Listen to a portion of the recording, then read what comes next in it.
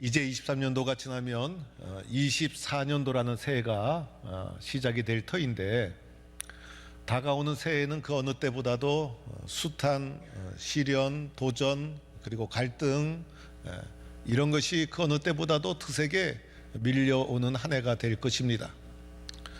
오늘 예수님께서 마귀에게 시험을 받으시고 시험을 이기신 것처럼 세상에 밀려오는 시험, 또 마귀의 도전과 시험 앞에 당당하게 승리하는 우리 성도가 되기를 원하는 마음으로 오늘 말씀을 준비했습니다. 오늘 말씀을 잘 보면 예수님, 하나님의 아들 예수가 시험을 받으셨다는 겁니다. 우리 같은 사람이 시험을 받았다면 이해가 되는데, 하나님의 아들 예수가 시험을 받으시다니, 이 하나님의 아들임에도 불구하고 예수님께서 시험을 받으신 이유가 무엇일까?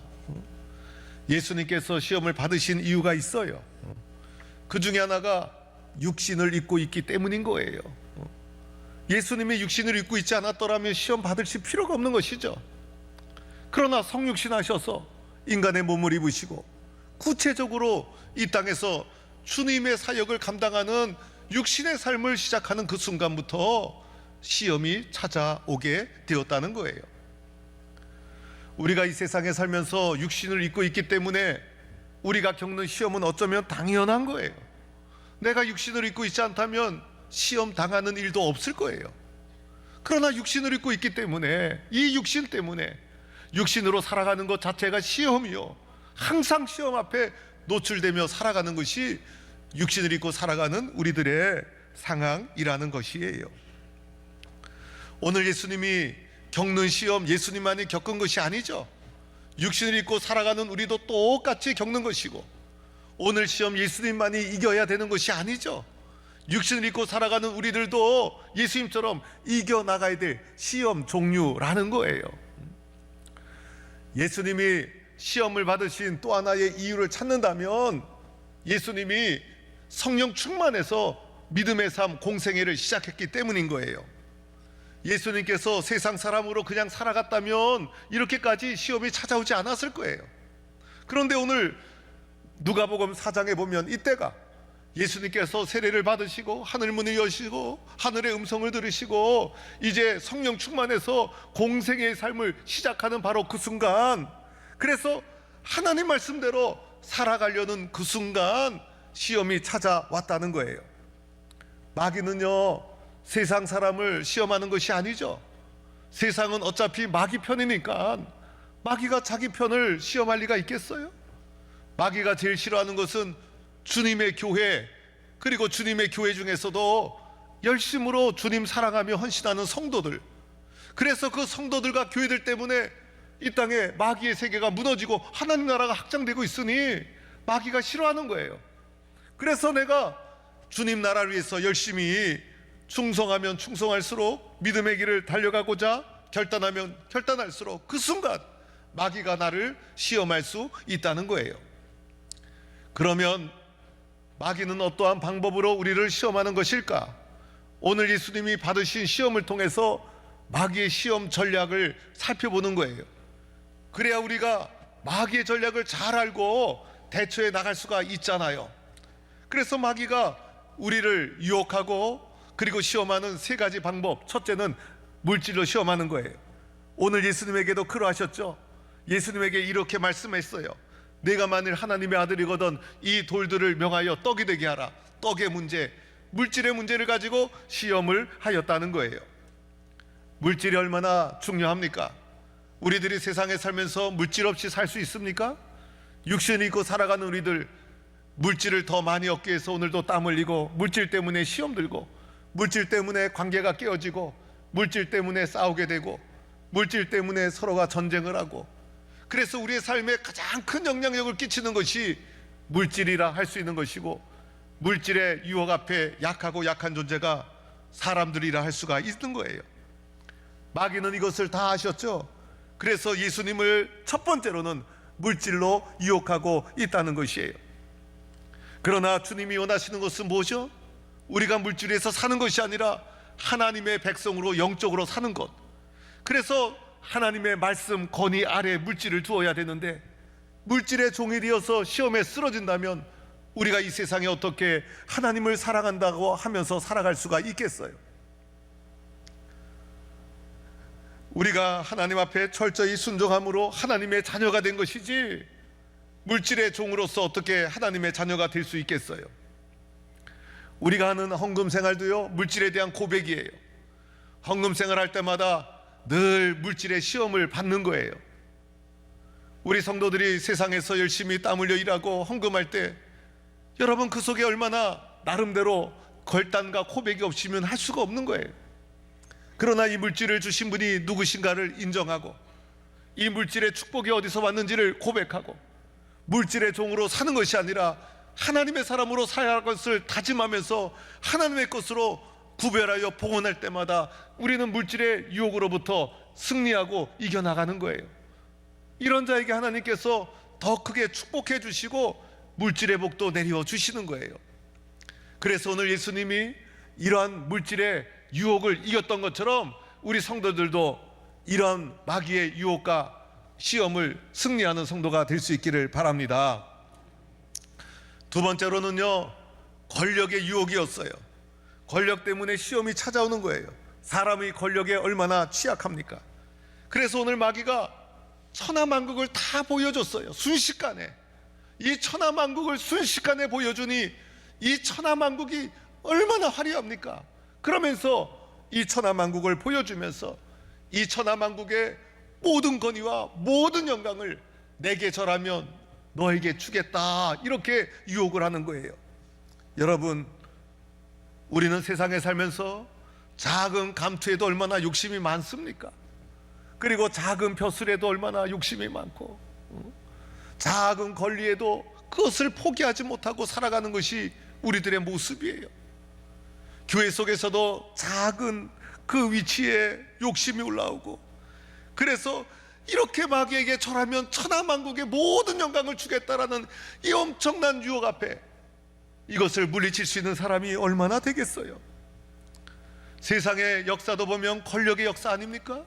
권력 다툼의 역사고, 권력을 쟁취하기 위해서 서로가 다투고 싸우고 전쟁하고, 세상은 사람 위에 군림하려고 하고 사람을 지배하려고 하고, 어떤 공동체나 그룹에 가봐도 가장 영향력 있는 사람이 되려고 하고, 예수님은 섬기는 자가 되라고 했는데 이런 유혹 앞에 믿음을 가지고 살아가는 우리들은 늘 시달리고 유혹을 받고 있다는 거예요. 이런 권력의 강력한 유혹을 어떻게 이겨나갈 수 있는가? 바로 예수님이 이런 유혹을 받으셨고 우리도 이런 유혹을 받으며 살아가고 있는 거예요. 세 번째로는요, 명예에 대한 유혹이었어요.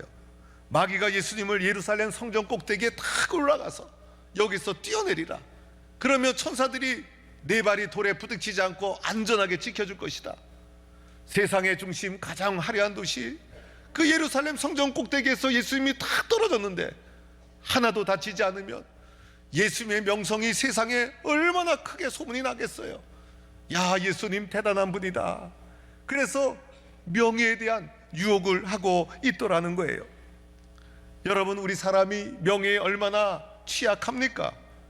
그래서 명예에 참 약한 존재가 우리 인간들의 모습이라 할 수가 있어요. 그래서 예수님은 크게 보면 물질의 유혹, 권력의 유혹, 명예의 유혹을 마귀로부터 받게 되었다는 거예요. 그런데 이 세 가지만이 아니죠. 크게는 이 세 가지지만은 이 세 가지에서 약이 된 여러 세상 살면서 마귀의 유혹 앞에 우리가 노출되어 있잖아요. 때로는 거짓의 유혹, 때로는 배척의 유혹, 때로는 물질의 유혹, 성적인 유혹, 마약의 유혹, 도적질하고 거짓말하고 숱한 세상에 살면서 유혹 앞에 살아가는 것이 우리들의 현실의 모습이라는 거예요. 여러분, 이런 마귀의 유혹을 잘 보면요, 이 마귀의 유혹은 어디에 있습니까? 바로 마음속에서 일어나더라는 거예요. 이 마귀의 유혹은 눈에 보이는 것이 아니에요. 눈에 보이게 되면 눈으로 탁 보고선 그것을 이겨나갈 수 있지만은 문제는 눈에 보이지 않고 이런 유혹은 마음에서부터 일어나고 있더라는 거예요. 마귀는요, 우리 마음의 약점을 다 아시는 거예요. 약점 없는 사람이 어디 있겠어요?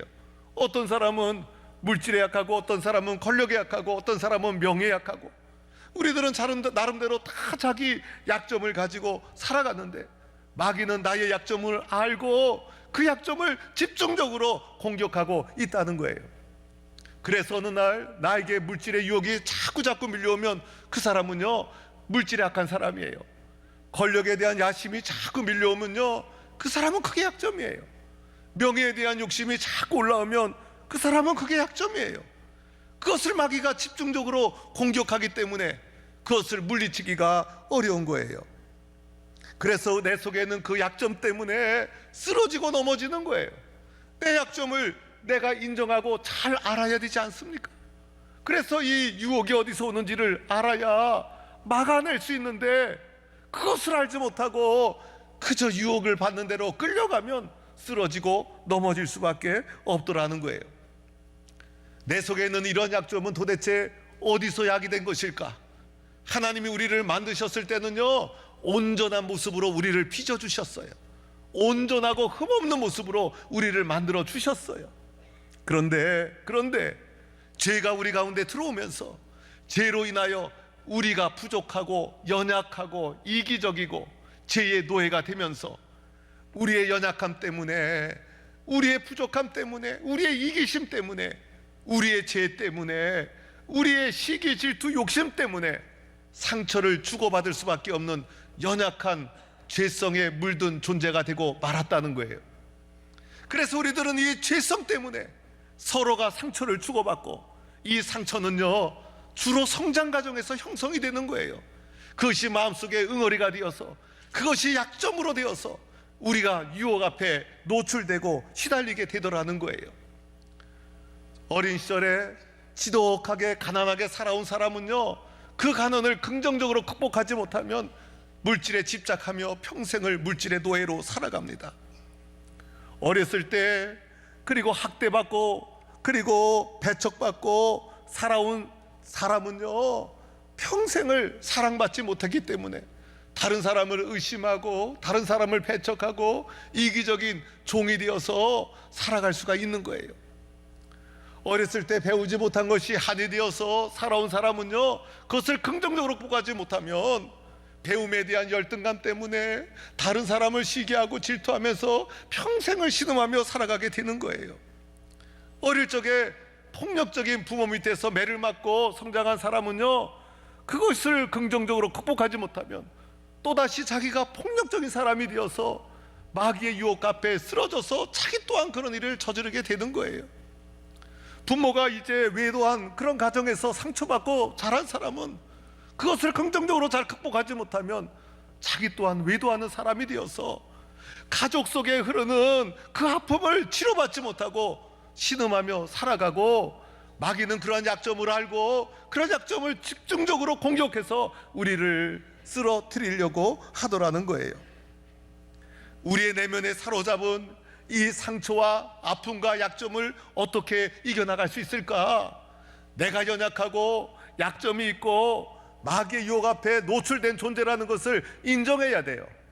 그리고 이 약점이 그리스도 예수의 십자가의 보혈과 사랑 외에는 치료할 길이 없다는 것을 알아야 되는 거예요. 그래서 주님, 나를 치료해 주세요.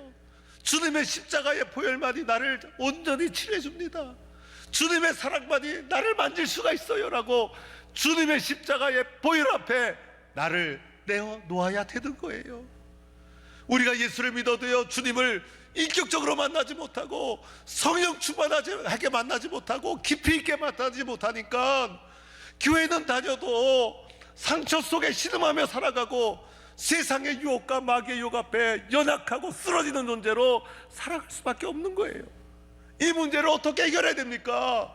어떻게 이 문제를 해결해 나가야 될 수 있겠습니까? 오늘 예수님께서 마귀의 유혹을 당당하게 이겨나갔어요. 우리는 이미 예수님을 영접하고 예수님을 알아요. 그러나 주님께서도 이제 세례 받으시고 이제 우리로 치면 예수 믿는 사람으로 살아가는 거예요. 그 예수님께서 마귀의 유혹을 이겼던 방법을 봐야 돼요. 그래서 예수님처럼 우리도 그 예수의 방법을 가슴에 딱 새겨야 돼요. 예수에는 길이 없는 거예요. 예수에는 방법이 없는 거예요. 그래서 예수님이 이겼던 방법 세 가지가 있어요. 오늘 이 세 가지를 꼭 마음에 새기시기 바랍니다. 첫째는요, 기도로 이겼어요. 그렇죠, 예수님 기도로 이겼잖아요.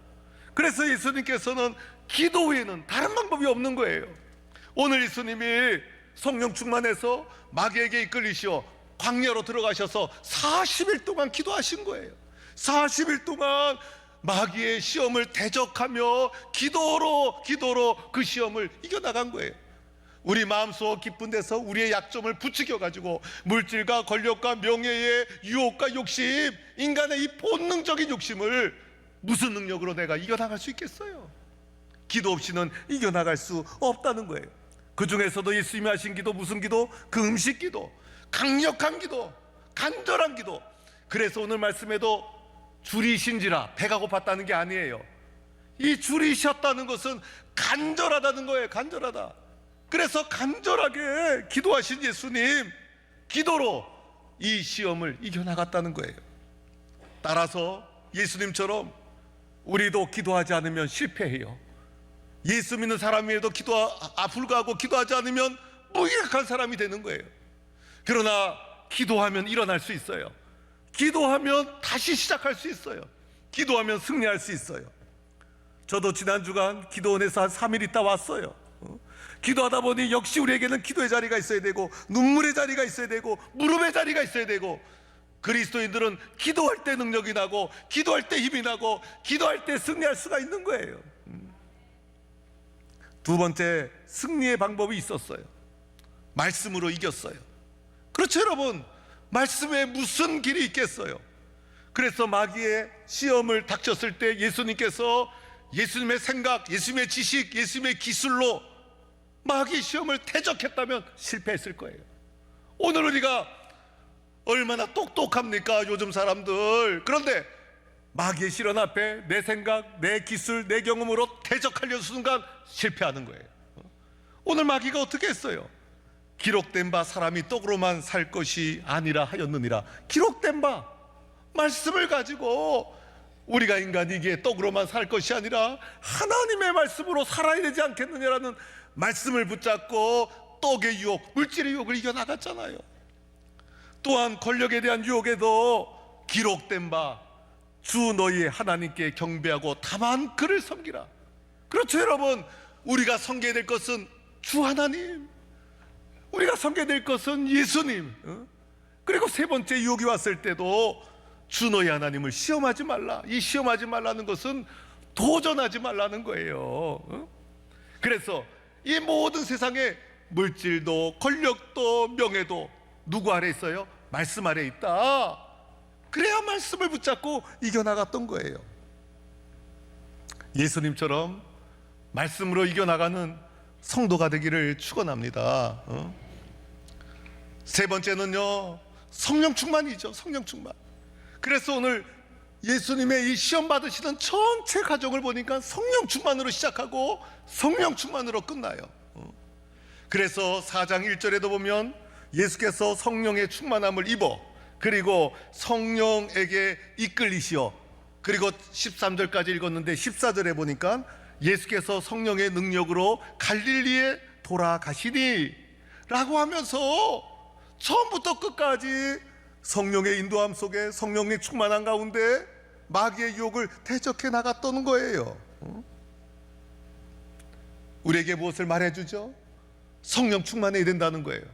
그래서 늘 기쁨으로 신앙생활하고, 늘 사모하는 심령으로, 그리고 갈급해하는 심령으로, 성령님을 사모하는 심령으로, 은혜 받기를 소망하는 마음을 가지고 기쁨으로 긍정적으로 교회를 섬기고 믿음의 길을 걸어갈 때 성령 충만해서 세상과 마귀의 유혹도 이길 수가 있더라는 거예요.